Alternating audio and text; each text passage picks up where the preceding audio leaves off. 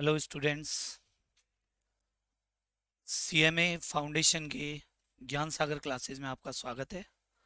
और मैं श्रवण कुमार आपके पेपर थर्ड के बारे में पहले कुछ बताना चाहूँगा। सीएमए फाउंडेशन में पेपर थर्ड जो है, पेपर का नेम है बिजनेस मैथमेटिक्स एंड स्टैट्स। मतलब इसके दो पार्ट्स किए गए हैं। एक तो सिंपली मैथ्स है और दूसरा है stats.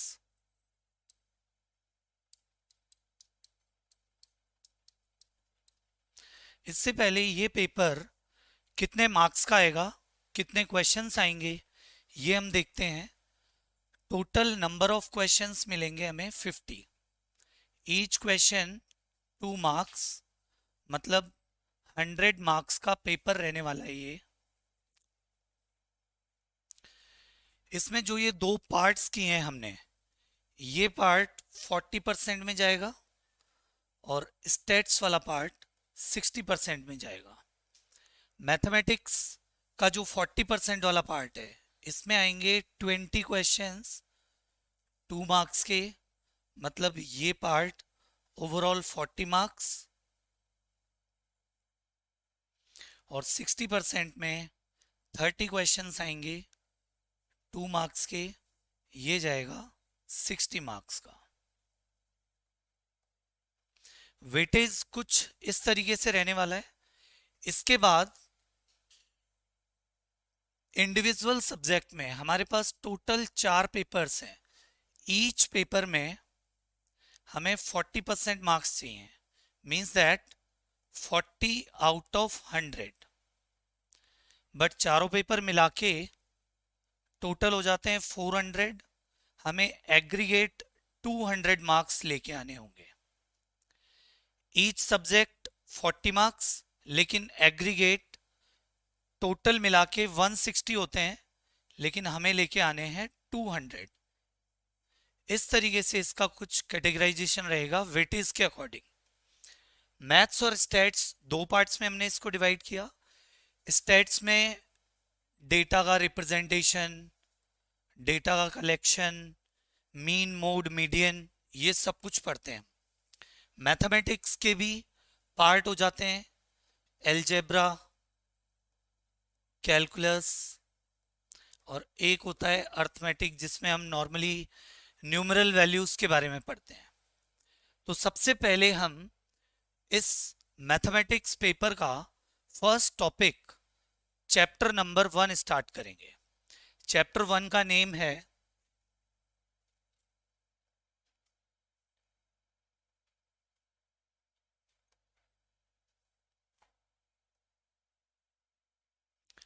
Chapter number 1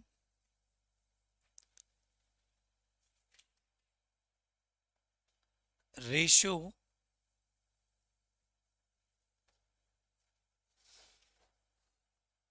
variation and proportion.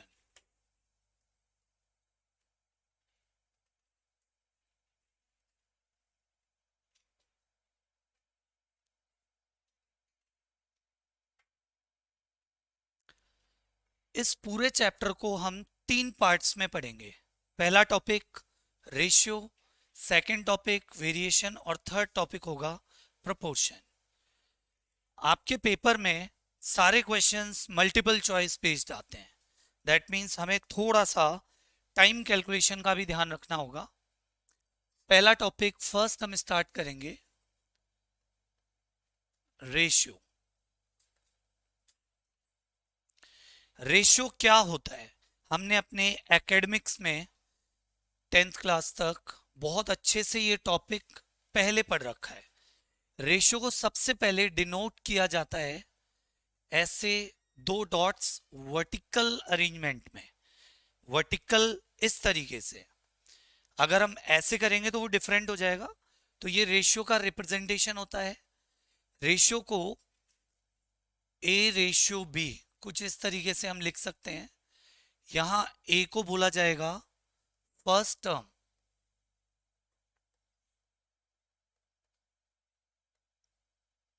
And B को बोलेंगे सेकेंड टर्म।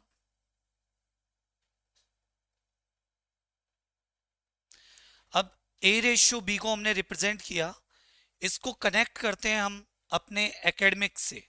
एकेडमिक में इस चीज को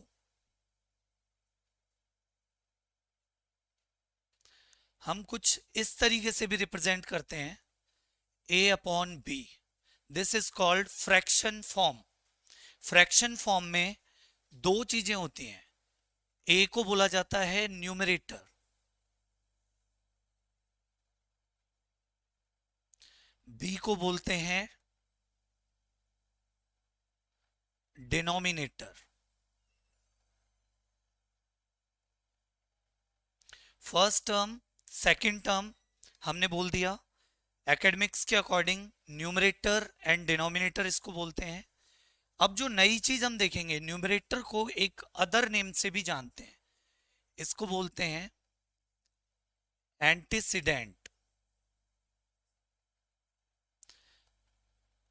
इसको बोला जाता है डिनोमिनेटर को कंसीक्वेंट।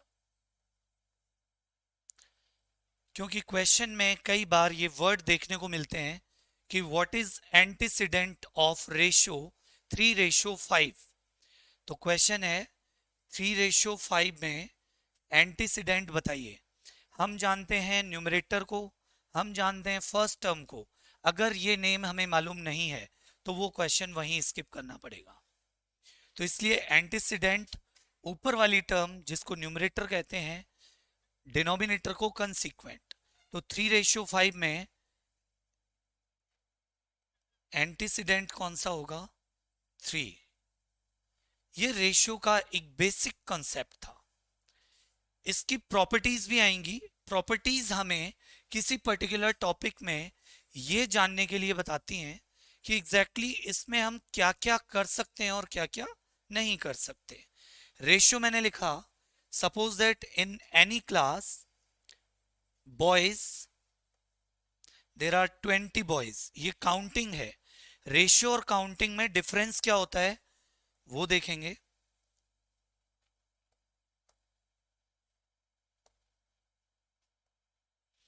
नंबर ऑफ गर्ल्स 30, ये क्वांटिटी को बता रहे हैं। किसी क्लास में बॉयज हैं 20, हम काउंट करें 1 2 3 4 इस तरीके से, और गर्ल्स हैं 30। लेकिन जैसे ही हम इनका रेशियो निकालेंगे तो रेशियो इनका आएगा 0 से 0 कैंसिल आउट, 2:3। तो सबसे पहली चीज जो हमें अपने दिमाग में क्लियर रखनी है कि क्वांटिटी और रेशियो में डिफरेंस होता है। क्वांटिटी एग्जैक्ट वैल्यू बताती है किसी भी चीज की काउंट करने के बाद, और रेशियो हमें उनका रेशियो ये आइडिया देता है कौन सी चीज ज्यादा है कौन सी चीज कम। 2:3 देख के हमें एग्जैक्टली आइडिया लग गया कि इनमें 3 बड़ा नंबर है और 2 छोटा है। इसको रिप्रेजेंट करेंगे कुछ इस तरीके से। तो number of girls more than number of boys. Without any solution हम ये बता सकते हैं कि क्लास में गर्ल्स ज्यादा हैं या बॉयज ज्यादा हैं। तो पहली चीज ये क्लियर। सेकंड, 2 और मोर देन 2, 2 और मोर क्वांटिटीज को कंपेयर किया जाता है। इसका हमारे डेली लाइफ में क्या यूज है? ए बी सी, या फिर राम श्याम मोहन। किसी कैंडिडेट ने अपनी प्रॉपर्टी को डिवाइड किया अपने 3 बेटों में, 1:2:3। वैसे तो इक्वली डिवाइड होती है अकॉर्डिंग टू रूल, लेकिन कोई ना कोई इनका पर्सनल मैटर जो भी होगा 1:3 रेशियो में डिवाइड किया। तो इसको देख के हमें डायरेक्टली आइडिया लग रहा है कि मोहन को सबसे ज्यादा पार्ट मिलने वाला है, श्याम को उससे कम, और सबसे कम मिलेगा राम को। एग्जैक्टली दो या दो से ज्यादा क्वांटिटीज को जब कंपेयर किया जाए तो उसी को रेशियो बोलते हैं। बट एक कंडीशन है इसमें, कंडीशन है कि same kind and same units. Comparison भी उन चीजों का हो सकता है जो सेम टाइप की हों। फॉर एग्जाम्पल, हम मार्क्स ऑब्टेन्ड का कंपैरिजन करें तो दूसरे स्टूडेंट के भी मार्क्स का ही करेंगे। ऐसा नहीं है कि एक स्टूडेंट के मार्क्स लिए और दूसरे स्टूडेंट के पास अमाउंट कितना है, तो वो गलत हो जाएगा। सेम यूनिट्स और सेम काइंड की क्वांटिटीज, जस्ट लाइक इधर रुपीज हैं 10, तो रेशियो अगर मुझे निकालना है तो दूसरी साइड भी रुपीज होने चाहिए, चाहे वो कितने भी हो, 50, 100, 25, 30, 15, कुछ भी हो सकते हैं। तो दो चीजें बहुत इंपॉर्टेंट हैं, एक तो सेम काइंड की क्वांटिटी और सेम यूनिट्स में होना जरूरी है। रेशियो दो या दो से ज्यादा क्वांटिटीज के कंपैरिजन को बताता है। नेक्स्ट प्रॉपर्टीज हम नेक्स्ट स्लाइड में देखेंगे।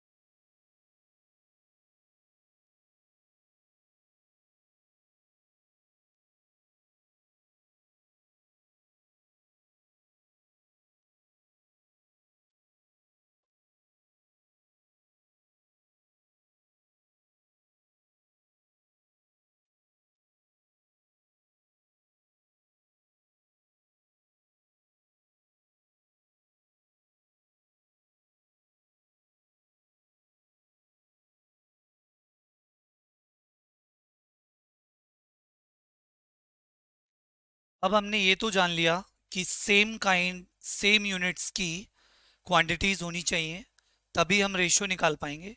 सपोज अगर सेम यूनिट्स में क्वांटिटीज नहीं आई, तो उसके लिए एक एग्जांपल देखें कि रुपीज 5 और दूसरा मैंने लिया 50 पैसे। दोनों यूनिट्स अलग हैं, एक में रुपीज गिवन है, दूसरे में पैसे। तो फर्स्ट ऑफ ऑल हम इनकी यूनिट्स को सेम बनाएंगे, उसके बाद हम इसका रेशियो फाइंड आउट कर सकते हैं। 1 रुपी में 100 पैसे होते हैं, इसको दोनों तरीके से सॉल्व किया जा सकता है, रुपी को पैसे में कन्वर्ट करें दोनों को, या फिर दोनों को रुपी में कन्वर्ट करें। मैं दोनों तरीके से बताऊंगा। फर्स्ट तरीका, पहले हम रुपीस को पैसे में कन्वर्ट कर रहे हैं। 5 रुपीज में 500 पैसे होंगे और 50 पैसे ऑलरेडी हैं, तो अब दोनों की यूनिट्स हो गई सेम। 0 से 0 कैंसिल आउट, 5 से 10 टाइम्स, 5 से ये 1 टाइम, तो 10:1। इनका रेशियो मिल गया हमें 10:1। सेकेंड केस, इस बार हम पैसे में कन्वर्ट ना करके रुपीज में करते हैं, तो ये ₹5 रेशियो 50 पैसे में कितने रुपीज होंगे? 50 पैसे को 100 से डिवाइड कर दें तो 0.5 रुपीज, रुपीज 0.5। सिंप्लीफाई करने का वही तरीका, दोनों क्वांटिटी सेम डिजिट से कैंसिल आउट होनी चाहिए। 5 से ये 1 टाइम एंड 5 से ये 0.1 टाइम, 1:0.1। रेशियो में 2 पॉइंट्स और आते हैं।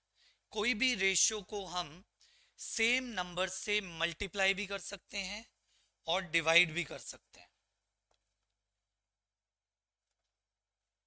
Ratio can be multiplied by same number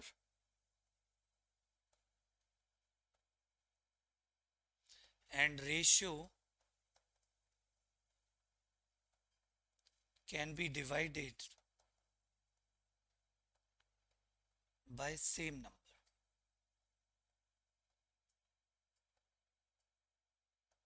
same number का मीनिंग क्या है? सेम नंबर का मीनिंग है, सपोज इस साइड में मल्टीप्लाई कर दूं 10 से और इस साइड कर दिया 5 से, तो वो रॉन्ग हो जाएगा। दोनों साइड सेम नंबर लेना है। मैंने यहां मल्टीप्लाई किया 10 से और यहां 0.1 को भी मल्टीप्लाई किया 10 से। अब यहां देखने में ऐसा लग रहा है कि 10 से ही क्यों किया? डेसिमल रिप्रेजेंटेशन हमें सब कुछ बताता है। ये डेसिमल फॉर्म में लिखा हुआ नंबर है, डेसिमल के बाद सिंगल डिजिट है, तो सिंगल डिजिट के लिए हम 10 से मल्टीप्लाई करते हैं। डेसिमल के बाद 2 डिजिट होती हैं लाइक दिस, तो मल्टीप्लाई बाय 100, 3 डिजिट्स होंगी तो multiply by 1000 and so on. तो यहां मैंने 10 से मल्टीप्लाई किया, 10 multiply by 1 10, 0.1 multiply by 10। Direct multiply नहीं करना, डेसिमल हटाएंगे 10 लगेगा, 10 से 10 कैंसिल आउट, 1 रिमेन रह जाएगा यहाँ। ये फाइनली इसका रेशियो आ गया 10:1। दोनों केसेस में हमें 10:1 मिला। तो यहां से एक नई टर्म भी सीखने को मिलती है, this is called simplest form. Simplest form of ratio, इसे बोलते हैं रेशियो की सिंपलेस्ट फॉर्म। जब किसी भी रेशियो को आगे डिवाइड करना पॉसिबल ना हो, उसे बोला जाएगा सिंपलेस्ट फॉर्म। एक और रेशियो लिखता हूं मैं, 24:32। ये रेशियो गिवन है। इस रेशियो को सिंप्लीफाइड कर सकते हैं हम, 2 से करिए, 4 से करें, फिर सेकेंड टाइम भी करना होगा। 4 6 24, 4 8 32। अभी 6 और 8 आगे और सिंप्लीफाइड हो सकता है, this is not simplest form, तो इसको और सिंप्लीफाई करेंगे 2 से 3 टाइम्स, 2 से 4 टाइम्स, तो ये 3:4, ये इसकी सिंपलेस्ट फॉर्म बनेगी। तो रेशियो की प्रॉपर्टीज में हमने पहली चीज कि सेम यूनिट्स होनी चाहिए, सेम काइंड ऑफ क्वांटिटीज होनी चाहिए।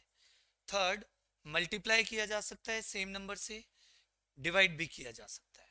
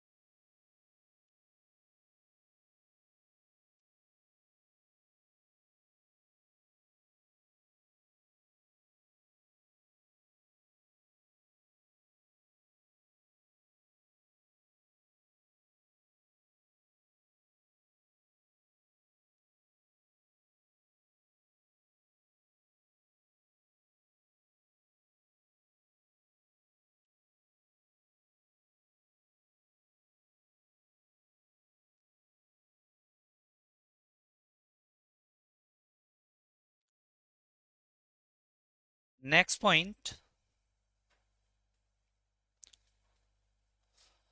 order is important in a ratio। अब कोई भी रेशियो हमने लिखा, उस रेशियो का ऑर्डर बहुत इंपॉर्टेंट होता है। ऑर्डर का मीनिंग क्या होता है कि जैसे फर्स्ट टर्म हमने अभी एग्जांपल लिया, बॉयज रेशियो विद गर्ल्स, ये आया था 2:3। अब इसका ऑर्डर अगर हम चेंज कर दें, हम इसको बाय मिस्टेक या कैसे भी 3:2 बोल दें, तो इस केस में नंबर ऑफ बॉयज थे 20 एंड नंबर ऑफ गर्ल्स थी 30।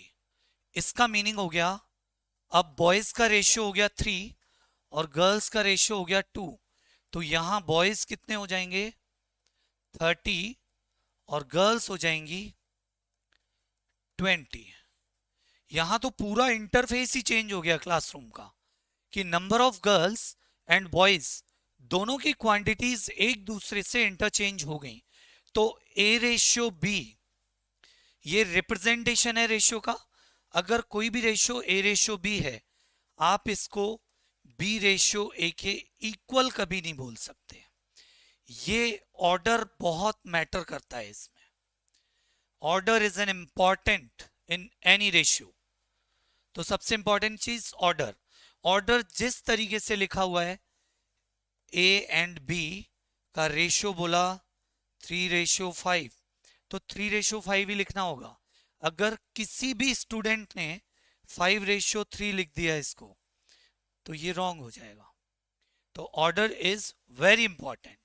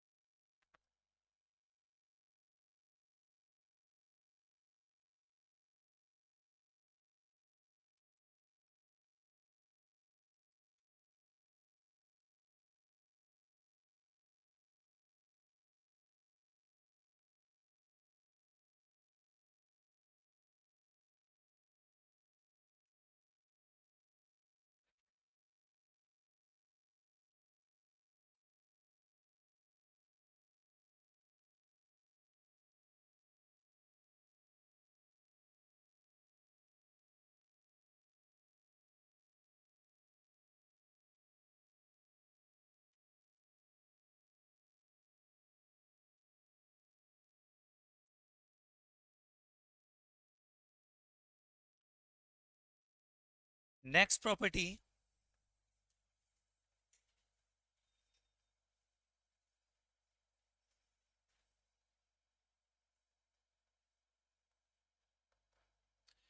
Equivalent ratio. हमने अपने एकेडमिक्स में इक्विवेलेंट फ्रैक्शंस पढ़ी हैं, बहुत छोटी क्लासेस में पढ़ी थी, 6th 7th 8th। तो आई थिंक सो कि प्रॉपरली मेमोराइज नहीं होगा अभी। सपोज 12:24 और it can be written as 12:24।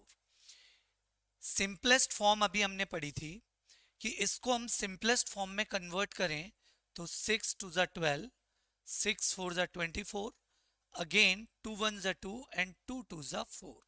तो ये मिल गया हमें 1:2 या फिर 1:2। बात करेंगे इक्विवेलेंट रेशियो क्या होते हैं।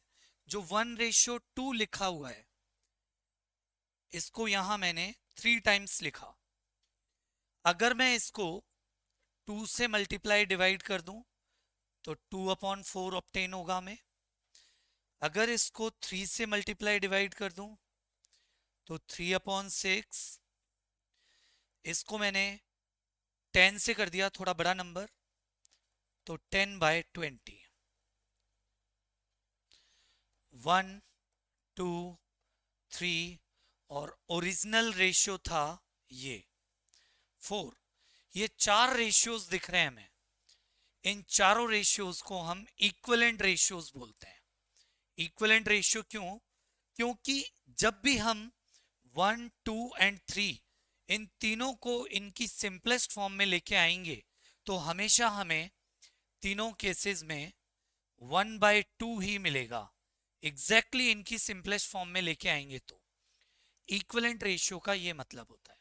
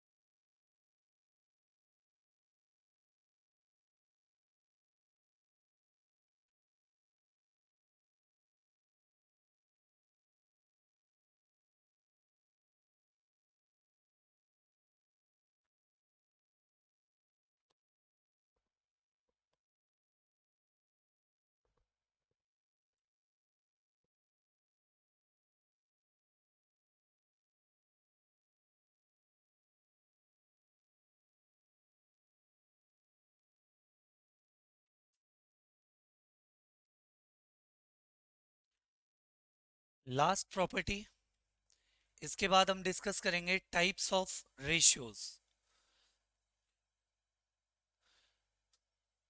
एक होती है ग्रेटर इनइक्वालिटी,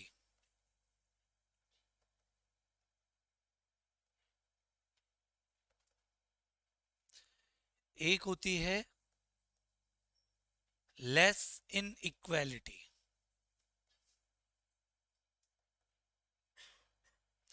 पहले तो इनइक्वालिटी वर्ड का मीनिंग जानेंगे हम।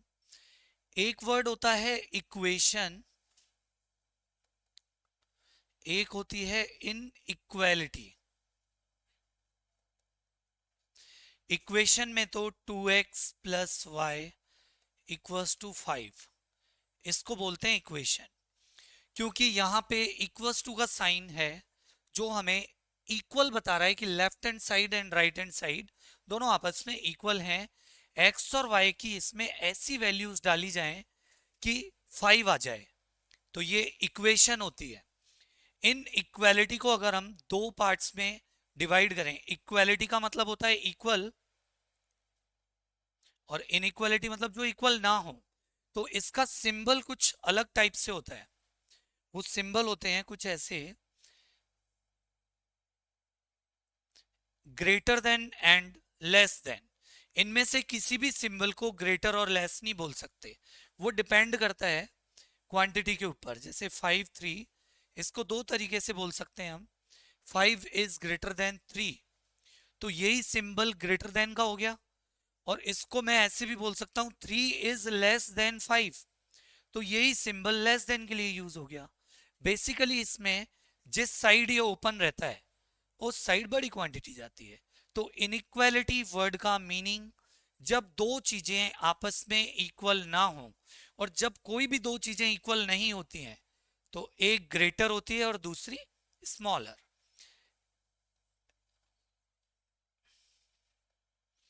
तो ग्रेटर इनइक्वालिटी कब बनती है? If a is greater than b, a ratio b में अगर न्यूमरेटर की वैल्यू बड़ी है, a रेशियो b में a is greater than b। Example लेंगे एक, 3:2। यहां न्यूमरेटर बड़ा है डिनोमिनेटर के कंपैरिजन में, तो इस केस में इसको ग्रेटर इनइक्वालिटी कहेंगे, और इसकी वैल्यू ऑलवेज 1 पॉइंट समथिंग यानी 1 से बड़ी जाने वाली है। लेस इनइक्वालिटी में क्या होता है, if a is less than b, यहां न्यूमरेटर डिनोमिनेटर के कंपैरिजन में छोटा होगा। इसी को अपोजिट कर दें हम, 2/3। जब 2 को 3 से डिवाइड करें 0.666 चलता ही रहता है ये इस तरीके से, तो ये वैल्यू हमें छोटी मिलेगी और ये 1 से ग्रेटर। तो दो इनइक्वालिटी होती है, एक होगी ग्रेटर और एक होगी लेस। ग्रेटर में फर्स्ट टर्म या न्यूमरेटर या एंटीसीडेंट ग्रेटर होता है as compare to denominator, and less inequality में न्यूमरेटर छोटा होगा डिनोमिनेटर से।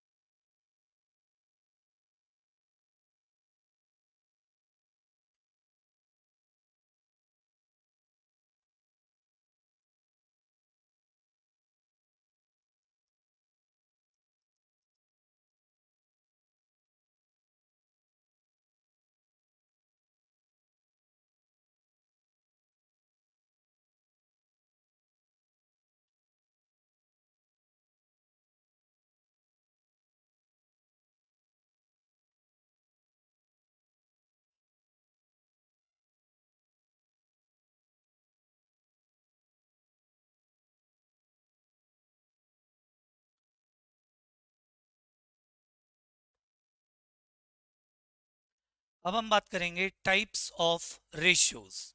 रेशियो के बारे में फंडामेंटल हमने सीख लिया, उसकी प्रॉपर्टीज हमने जान ली, क्या करना है क्या नहीं करना है वो सारी चीजें हमने देख ली। अब टाइप्स ऑफ रेशियो की बात करते हैं हम।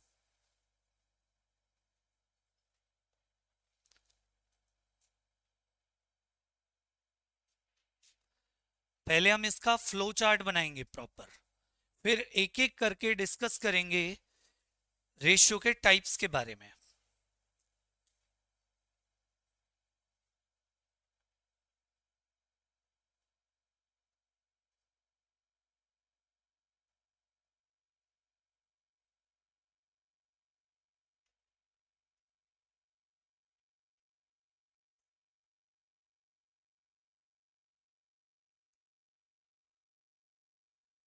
फर्स्ट होता है इनवर्स रेशियो,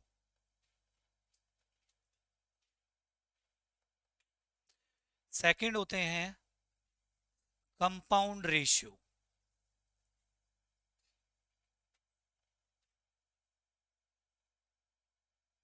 फिर कंपाउंड रेशियो को भी दो पार्ट्स में डिवाइड किया जाता है।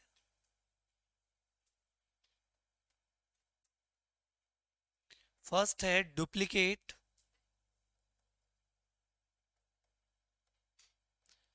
Ratio and second one is triplicate ratio.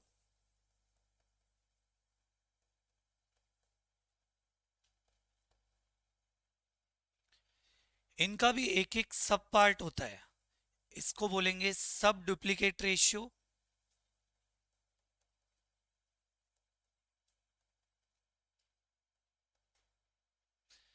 And सब ट्रिप्लीकेट रेशियो।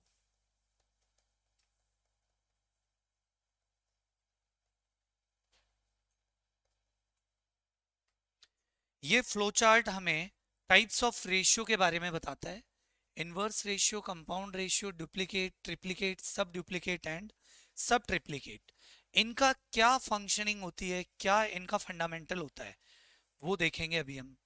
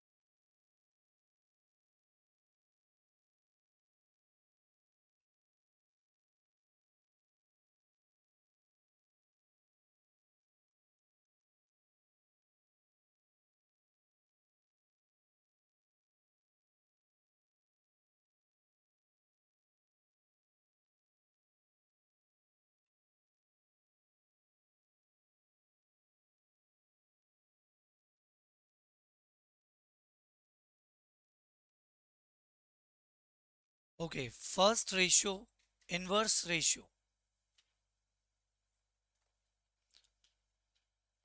फर्स्ट है इनवर्स रेशियो।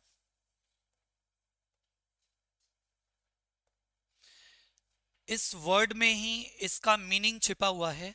इनवर्स का मतलब होता है अपोजिट, जिसको मैथ्स की लैंग्वेज में हम रेसिप्रोकल कहते हैं। रेसिप्रोकल क्या होता है? अगर कोई भी रेशियो, मैं यहां लिखूं inverse ratio of A ratio B is B ratio A. अभी हमने ऑर्डर चेंज किया था, उसी को इनवर्स रेशियो बोलते हैं। फॉर एग्जाम्पल 3:7 लिखा हुआ है, इसका इनवर्स रेशियो क्या आएगा? इसका इनवर्स रेशियो आ जाएगा 7:3। Just reciprocal. रेसिप्रोकल का मीनिंग होता है, फ्रैक्शन में पढ़ा था ये हमने, कि 2/3 इसका रेसिप्रोकल हो जाएगा 3/2। फ्रैक्शन को, न्यूमरेटर एंड डिनोमिनेटर को एक दूसरे से इंटरचेंज करना ही रेसिप्रोकल होता है।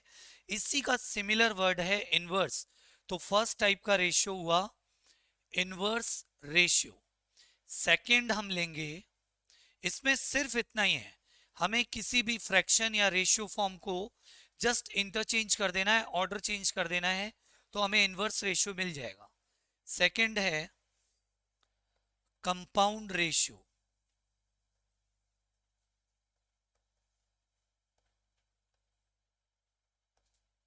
कंपाउंड रेशियो में क्या होगा? हमें दो या दो से ज्यादा रेशियो गिवन होंगे, जैसे A ratio B, C ratio D. पहले दो रेशियोज का लेते हैं, इनका फाइंड कंपाउंड रेशियो। इनका हमें कंपाउंड रेशियो फाइंड आउट करना है। तो कंपाउंड रेशियो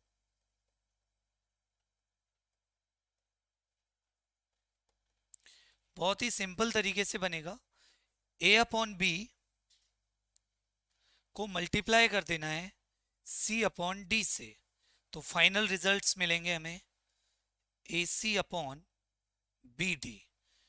बट एक केस, अगर इन रेशियोज में कोई भी डिनोमिनेटर वाला नंबर न्यूमरेटर वाले नंबर से कैंसिल आउट होता है, फॉर एग्जाम्पल 8/12 एंड 16/23, इसका कंपाउंड रेशियो हमें फाइंड आउट करना है।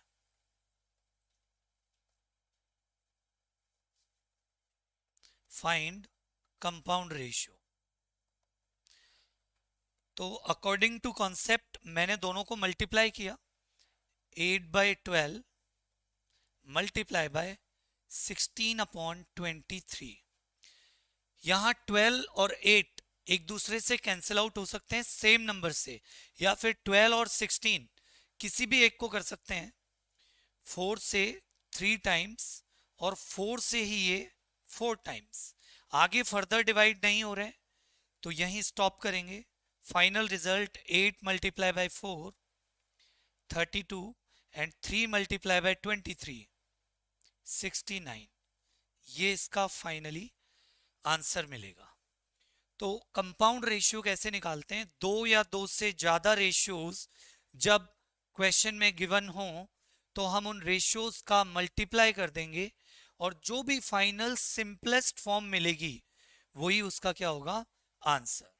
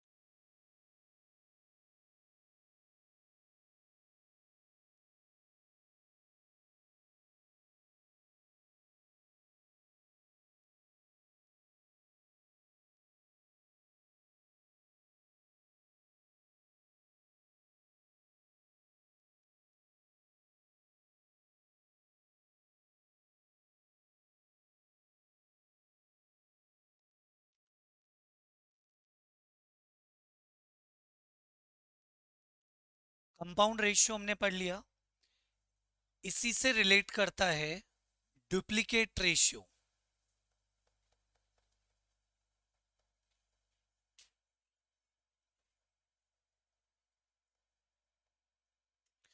डुप्लीकेट वर्ड का मीनिंग सभी जानते हैं हम, कोई भी चीज जैसी सेम चीज होना वो डुप्लीकेट होता है। तो डुप्लीकेट रेशियो में अगर कोई रेशियो खुद के साथ ही कंपाउंडेड हो जाए, कोई भी रेशियो खुद के साथ कंपाउंडेड हो जाए तो उसको डुप्लीकेट रेशियो बोलते हैं। If a ratio is compounded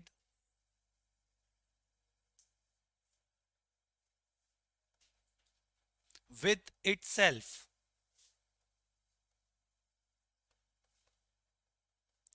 then known as duplicate ratio।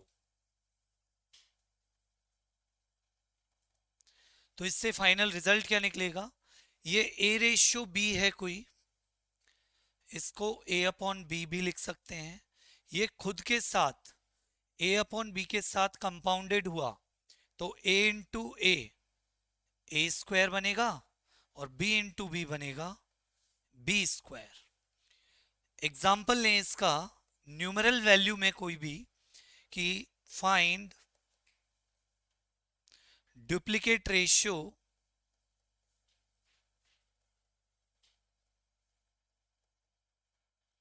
Of 2:3। एक बहुत ही छोटे से नंबर ले लिया हमने, 2:3 का डुप्लीकेट रेशियो हमें फाइंड आउट करना है।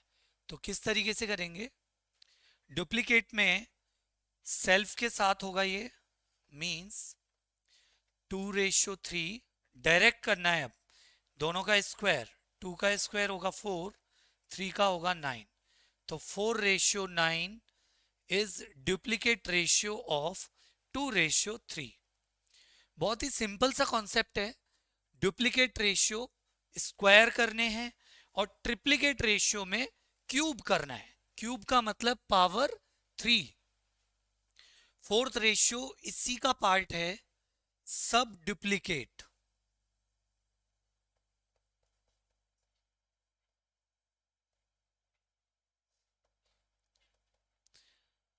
डुप्लीकेट में हमने स्क्वायर किया तो सब डुप्लीकेट में हमें रूट कर देना है।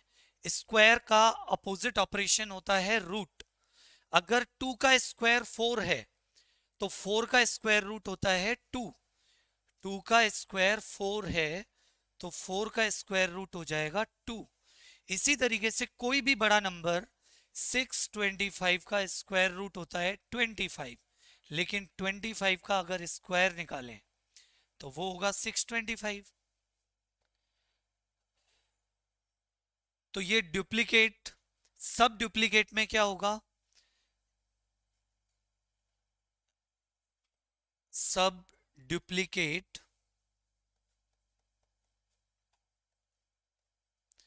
Ratio of A ratio B equals to root of A upon root of B। Question, find sub duplicate ratio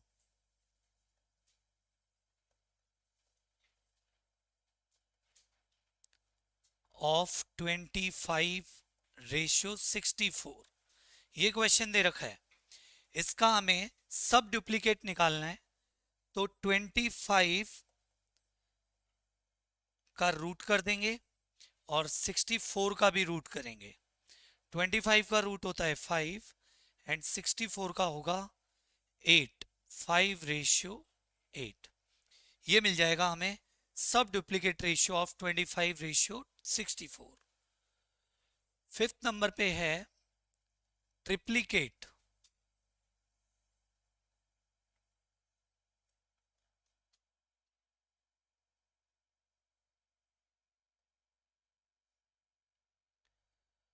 triplicate में क्या होगा, क्यूब करेंगे। ट्रिप्लीकेट रेशियो ऑफ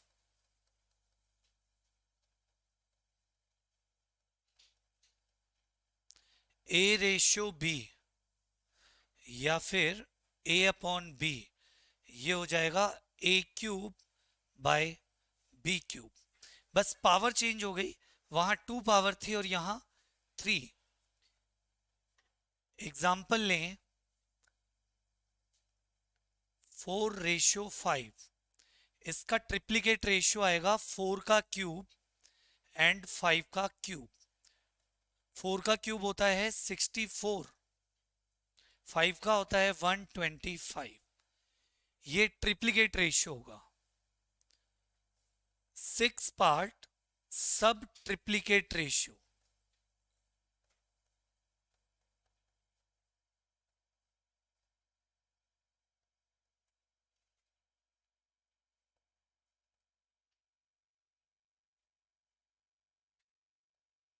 सब ट्रिप्लीकेट में यहां स्क्वायर रूट्स तो बोल नहीं सकते, हम क्या बोलेंगे कि सब ट्रिप्लीकेट ऑफ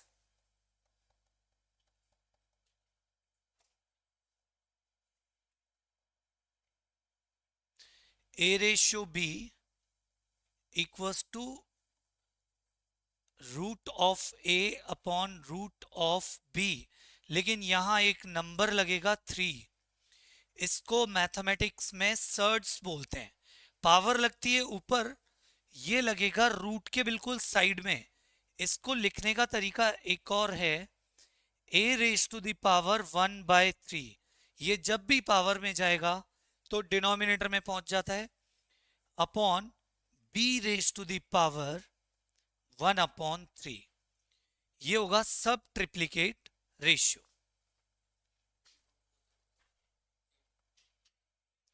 क्यूब रूट भी बोला जा सकता है।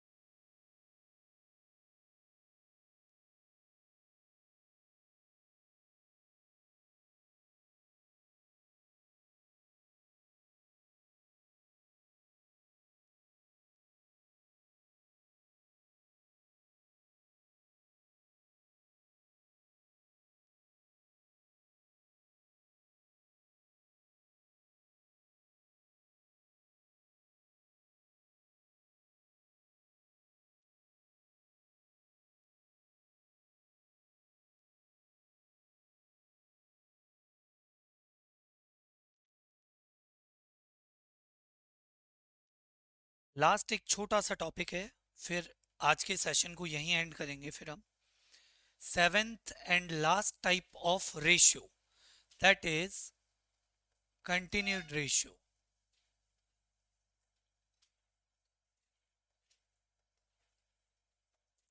इसके भी नेम से हमें रेशियो का टाइप एकदम क्लियर हो रहा है। कंटिन्यू वर्ड हम कब यूज करते हैं? जब किसी चीज को कंटिन्यूएशन में आगे बढ़ाते हैं। हमारे पास दो रेशियो हैं, ए रेशियो बी, अभी तक जो हमने डिस्कस किए। अब दो से ज्यादा रेशियोज को अगर कंटिन्यूअसली इस तरीके से लिखा जाए तो वही कंटिन्यूड रेशियो होता है। मोर देन 3 और मोर देन 3,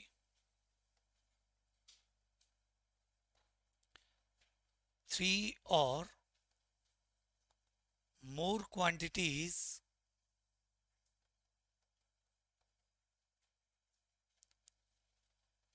compared,